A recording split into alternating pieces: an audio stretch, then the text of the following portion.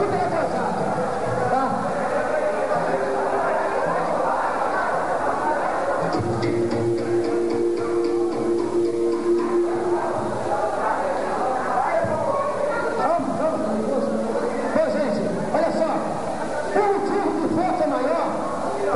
Não foi possível o mestre Bruno estar presente.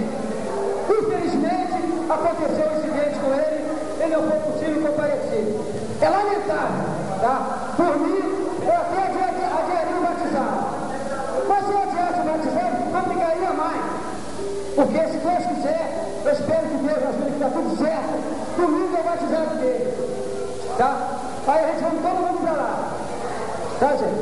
Então, por esse motivo, olha, eu posso liberar para que ninguém, graduado de fora, batize o pessoal do grupo. Tá? Então só vai batizar o pessoal do grupo, né? O pessoal é graduado do grupo mesmo, que vão fazer o batizado. Tá?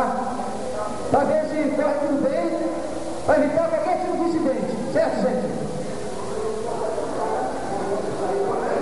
É isso. Olha só, agora é o seguinte, a gente vai botar para esquentar a roda, tá? Uma rodinha de amarelo para cima, tá? Que é para começar o trabalho, tá?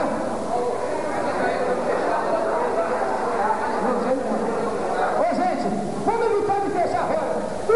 Queria dar um espaço da roda azul para fora, que a roda ficava livre, para todo mundo trabalhar, não evitar ninguém pisar ninguém, tá? Porque senão a roda fecha e complica.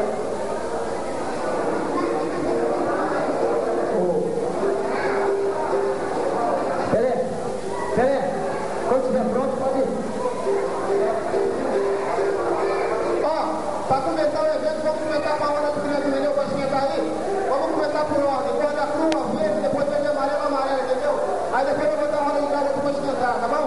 Vai comentar assim, as crianças primeiro, depois vem verde, amarelo, entendeu? Para esquentar a galera. Só que ninguém fica vendo o outro com água na boca, entendeu? Começa o ritmo aí, ó.